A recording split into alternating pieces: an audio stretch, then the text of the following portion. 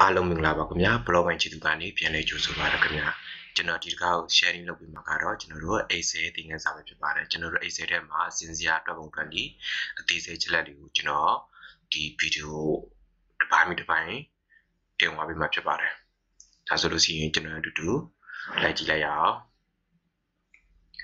ပထမဆုံးအနေနဲ့ကျွန်တော်တို့ဒီ Excel ကိုလေ့လာဖို့အတွက်ဒီ Excel စဉ်းစားလုပ်ဖို့အတွက်ကျွန်တော်တို့ရဲ့ဒီကွန်ပျူတာထဲမှာကျွန်တော်တို့ဒီ Excel ဆိုတဲ့ software လေးစီးထားပါပါ Excel ဆိုတဲ့ software ကကျွန်တော်တို့ဒီ Microsoft Office ထည့်တဲ့အခါကျလို့ရှိရင်ကျွန်တော်တို့ Microsoft Word စီမယ် Excel စီမယ် PowerPoint စီမယ်ပြီးရင် Microsoft နဲ့ပတ်သက်တဲ့ဟာတွေကျွန်တော်တို့အများကြီးရှိမှာဖြစ်ပါအဲ့ထဲကမှကျွန်တော်အခုဒီ Excel အကြောင်းလေးကိုကျွန်တော်ပြောပြပေးမှာဖြစ်ပါတယ်ဒါကြောင့်ကျွန်တော်ကွန်ပျူတာထဲမှာဆိုလို့ရှိရင်ကျွန်တော်ဒီ Excel ရဲ့ software လေးကိုကျွန်တော်ထည့်ထားပြီးဖြစ်ပါတယ်ဒါဆိုလို့ရှိရင်ကျွန်တော်တို့ Excel software ကျွန်တော်ကွန်ပျူတာဆိုရင်ဒီ desktop ပေါ်မှာကျွန်တော်တို့ဒီမှာ Excel လေး software เนาะဒီသူ့ရဲ့ logo လေးကဒီမှာရှိနေပြီပဲဖြစ်ပါတယ်ဒါကြောင့်တကယ်လို့ကျွန်တော်တို့ရဲ့ဒီ software ထည့်ထားတယ်ဒါပေမဲ့ကျွန်တော်တို့ရဲ့ဒီ desktop ပေါ်မှာမပေါ်ခဲ့ဘူးဆိုလို့ရှိရင်ကျွန်တော်အောက်မှာဒီ sub box ရှိပါတယ်ကျွန်တော်တို့ဒီ sub box တစ်ချက်click ပြီးသွားလို့ရှိရင်ကျွန်တော်တို့ Excel CEL Excel ကိုရိုက်ပါ Excel ဆိုရင်ကျွန်တော် logo လေးနဲ့သူ့ရဲ့ logo အဲ့ပုံစံလေးနဲ့ရောက်မယ် Excel ဆိုပြီးတော့ကျွန်တော်တို့ပေါ်လာပြီပဲဒါဆိုလို့ရှိရင်ကျွန်တော်တို့ဒီ Excel လေးကိုတစ်ချက်နဲ့လိုက်ပါအဲ့လိုဆိုရင်ကျွန်တော်တို့ရဲ့ဒီ Excel program ကြီးကပွေးသွားမှာပဲဖြစ်ပါတယ်ဒါဆိုလို့ရှိရင်ကျွန်တော်တို့ Excel ရဲ့မြင်ကွင်းကြီးကပေါ်လာပြီပေါ်လာတဲ့အခါကျရင်ကျွန်တော်တို့လက်ရှိကျွန်တော်တို့ဘာမှမလုပ်ရသေးဘူးဆိုလို့ရှိရင်ကျွန်တော်တို့ဒီ blank workbook ကနေသွားလိုက်တဲ့အခါကျလို့ရှိရင်ကျွန်တော်တို့ရပြီပေါ့တခုကျွန်တော်တို့ကဥပမာjournal professional စစ်ပဲပေါ့ရောက်လာပြီဆိုလို့ရှိရင်ကျွန်တော်တို့မှာဆိုရင် new ဆိုရင်ကျွန်တော်တို့ဘာလုပ်မလဲ site တည်ရတက်ခေါ်တာ open ဆိုရင်ကျွန်တော်တို့လုပ်ပြီးသား file တွေကိုကျွန်တော်ဘာလုပ်မလဲပြန်ခေါ်တာပေါ့နော်ပြန်ခေါ်သုံးတာပြီးတော့ဒီ reason ကြတော့ကျွန်တော်တို့အရင်ဖွင့်ခဲ့တဲ့ file တွေကဒီထဲမှာသူကပြလာတယ်ပြီးတော့ဒီပဲပေးပါတယ်ဒီ Excel ကနေကျွန်တော်တို့ auto ပေးရတာဟာဒီထဲမှာယူသုံးလို့ရပါတယ်အခုကကျွန်တော်ကဒီ beginner level ဖြစ်တဲ့အတွက်ကြောင့်ကျွန်တော်ဘာလုပ်မလဲအရင်ဆုံးဒီ blank workbook ကိုပဲကျွန်တော်ဘာဝင်လိုက်မယ်သူတစ်ချက်နေလိုက်ပါနေကျွန်တော်တို့မြင်ရတာကျွန်တော်ဘာလို့ပဲဒါ Excel မြင်ကွင်းပဲဖြစ်ပါတယ်ကျွန်တော်အရင်ပြီးလို့လည်း Microsoft Word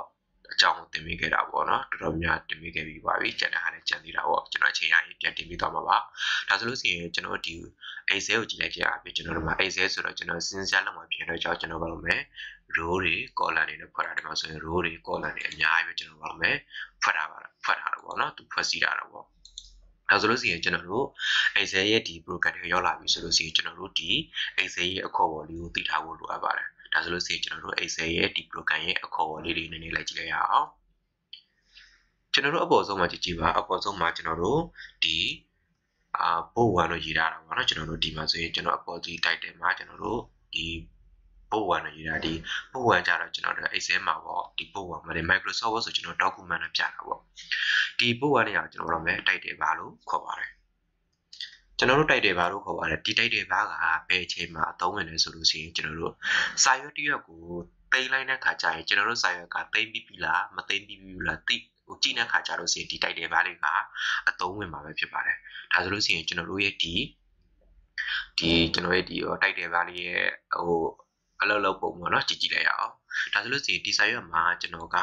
ဒါပေါ့ဥပမာနံပါတ်9တလုံးကျွန်တော်ရိုက်လိုက်တယ်ဒါဆိုကျွန်တော်တို့9တလုံးကျွန်တော်ရိုက်တာပြီးတော့ဒီ9တလုံးကိုကျွန်တော်ကစာရွက်သိမ်းချင်တယ်အခုကျွန်တော်တို့မြင်နေရတာကပို့ဝမ်းမဲ့ရှိပါနော်ဒါဆိုလို့ရှိရင်ကျွန်တော်ဒီ9တလုံးကိုသိမ်းချလိုက်မယ်စာရွက်သိမ်းမယ်ဆိုလို့ရှိရင်ကျွန်တော်တို့အရင်ဒီ Microsoft Word နဲ့တူတူပါပဲ file တွေကနေကျွန်တော်တို့ CF ကိုနှိပ်ပေးပါ CF တွေကမှကျွန်တော်တို့သိမ်းချင်တဲ့နေရာကို location ကိုကျွန်တော်တို့ရွေးပြရမှာဒါဆိုရင်ကျွန်တော်တို့ browse ကိုတစ်ချက်နှိပ်ပါကျွန်တော်ကတော့လွယ်လွယ်ကူကူ desktop ပဲကျွန်တော်ယူလိုက်မယ်ပြီးသွားရင်ခဏတော့ကပုံဝါတော့ပြတဲ့နေရာမှာဒီမှာလာပေါ်နေပြီလားကျွန်တော်တို့ပုံဝါဒီမှာကျွန်တော်ကပုံဝါမဟုတ်ပဲねကျွန်တော်တို့ထားပေါ့GKL ပေါ့ကျွန်တော်ဒီမှာ GKL ဆိုပြီးတော့ကျွန်တော်ရိုက်လိုက်တယ်ပြီးသွားကျွန်တော်တို့ save လုပ်လိုက်တယ်ဒါဆိုလို့ရှိရင်ခဏတော့ကကျွန်တော်ပြောခဲ့တယ်ဒီပုံဝါနေရာမှာအခုဘာပြောရလဲကျွန်တော်တို့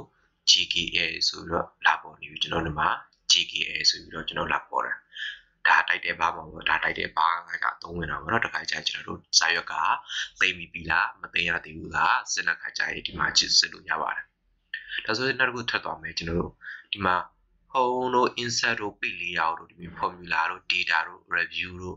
ဒါတွေကျွန်တော်တို့ကသူ့ကိုအရင် Microsoft Word တိုင်းမှာကျွန်တော်တို့တက်လို့ခေါ်မခေါ်လို့စီကျွန်တော်တို့ menu လို့ခေါ်လို့ရပါတယ် ပြီးတော့စင်နောက်တစ်ခုကသူ့ရဲ့ထဲမှာ home ဆိုတဲ့ home ထဲမှာအများကြီးရှိပါတယ်ပြီးတော့ insert ဆိုတဲ့ insert နဲ့ပတ်သက်ထဲမှာအများကြီးရှိပါတယ်ဒါတွေအကုန်လုံးကျွန်တော်တို့ table instruction SA chat ပြီးတော့ home ထဲမှာဆိုအဲ့တိုင်းပဲ clipboard file alignment ဒါတွေကျွန်တော်အကုန်လုံး group လို့ခေါ်ပါတယ်အဲ့ဒီကျွန်တော်เนาะဒီ group file ဆိုတဲ့ဒီ file group တွေကမှကျွန်တော်ထက်ကတော့ ribbon ဆိုပြီးကျွန်တော်တို့ခေါ်ပါတာเนาะဒါရင်း Microsoft Word အတိုင်းပါပ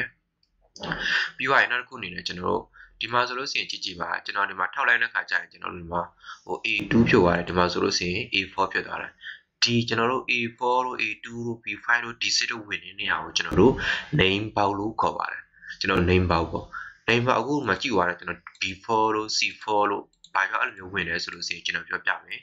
ကျွန်တော်တို့ဒီ row တွေကိုကျွန်တော်ပြောက်မယ်1 2 3လေးနဲ့ကျွန်တော်တို့ဖွက်လာတယ်1 2 3လေးဆိုသူကပြတာပါတယ်เนาะကျွန်တော်တို့ကြည့်ပါ row တွေကိုကျွန်တော်ပြောက်မယ်ကျွန်တော်တို့1 2 3လေးနဲ့ကျွန်တော်တို့ပြထားတယ်เนาะဒီမှာဆိုရင် row တွေကိုကျွန်တော်တို့1 2 3လေးနဲ့ပြတယ် column တွေကိုကျတော့ကျွန်တော်တို့ A B C D ဆိုပြီးကျွန်တော်တို့ပြတာဒါဆိုလို့ရှိရင်ကျွန်တော်တို့ဒီကွက်တွေကျွန်တော်ထောက်ကြည့်မယ်ဒါဆိုရင် column ကနေကျွန်တော်ကြည့်မယ်ဆို column က A column row က1ဒါဆိုတော့ဘာလို့မလဲ A1 ဆိုပြီးသူကပြတာပြီးကျွန်တော်ထောက်ကြည့်လိုက်တယ်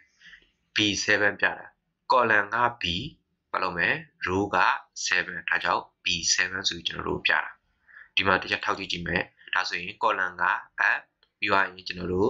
ဒီ row က11ဆိုတာ11ဆိုပြီးကျွန်တော်ဒီမှာလုပ်မယ် name box တွေမှာတောက်ဝင်တယ်ပြီးနောက်တစ်ခုကျတော့ကျွန်တော်ဒီမှာဒါရုပ်ကျွန်တော်ဘာလို့လဲ formula bar ပေါ့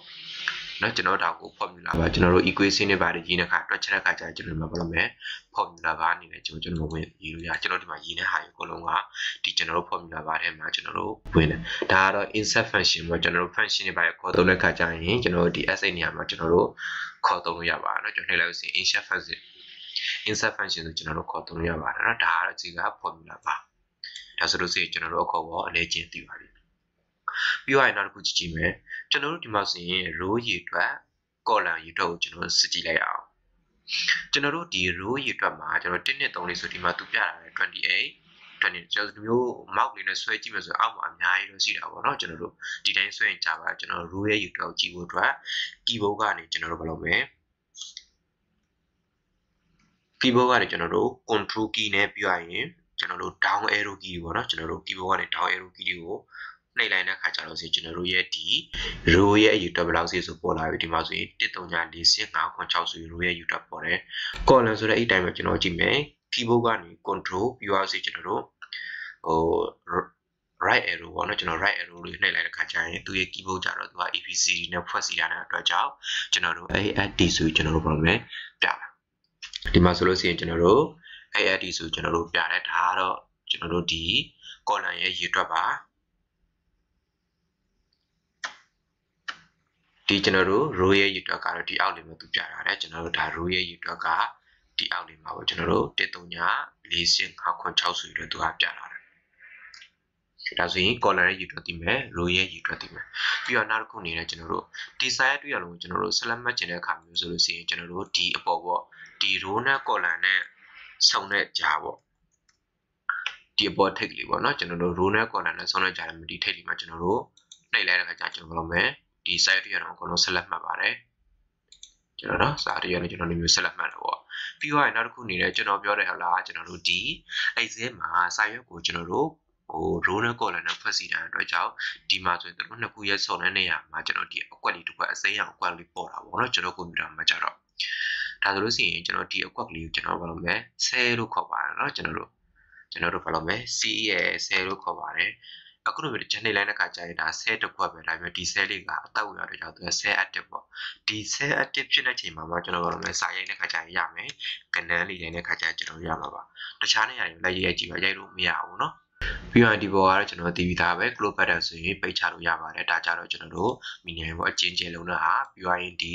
minimum ဟဲ့ကြတော့ကျွန်တော်တို့အောက်မှာထားတာဒါကတော့သိပြီးသားပါပြီးတော့နောက်တစ်ခုနဲ့အောက်မှာ AED ရှိစုသူကပြတာเนาะကျွန်တော်တို့ Excel မှာကျွန်တော်တို့ဒီအောက်မှာမြင်ရမှာမသိဘူးเนาะကျွန်တော်တို့ဒီအောက်မှာကျွန်တော်တို့ Excel မှာဖြစ်ရတဲ့ကျွန်တော်တို့မဲ့ SAED ရှိဆိုကျွန်တော်တို့ပြတယ် Microsoft Word မှာကျတော့ကျွန်တော်တို့မဲ့ document နဲ့ပြတာပေါ့ဒီရဲ့ဘေးနာကကျွန်တော်တို့ဒီအပေါင်းလေးကကျွန်တော်တို့စာရွက်တွေကိုထပ်ခေါ်တာပါ new sheet ပေါ့ ကျွန်တော်တို့ new sheet ဆိုကျွန်တော်တက်ခေါ်တာဒီအပေါင်းလေးက new sheet စာရွက်တစ်ရွက်ထပ်ခေါ်တာ Microsoft Word မှာတော့ကျွန်တော်တို့ document လို့ခေါ်တယ် Excel မှာကျတော့ကျွန်တော်တို့ new sheet လို့ခေါ်ပါတယ်နော် new sheet ပေါ့ကျွန်တော်ဒါဆိုလို့ဒီမှာ sheet 1ဒါဆိုရင်နောက်တစ်စာတစ်ရွက်ထပ်ခေါ်တာဒီမှာကျွန်တော်ကဒီမှာဒါပေါ့ဒီမှာ canal လေးကျွန်တော်ရိုက်ထားတယ်ဒါ4 5 4 6နောက်တစ်စာတစ်ရွက်ထပ်ခေါ်ခြင်းလို့ဆိုရင်ကျွန်တော်တို့ပဲဒီ new sheet ဆိုကျွန်တော်ခေါ်လိုက်တယ်နောက်တစ်ချက်နှိပ်လိုက်ပါကျွန်တော်တို့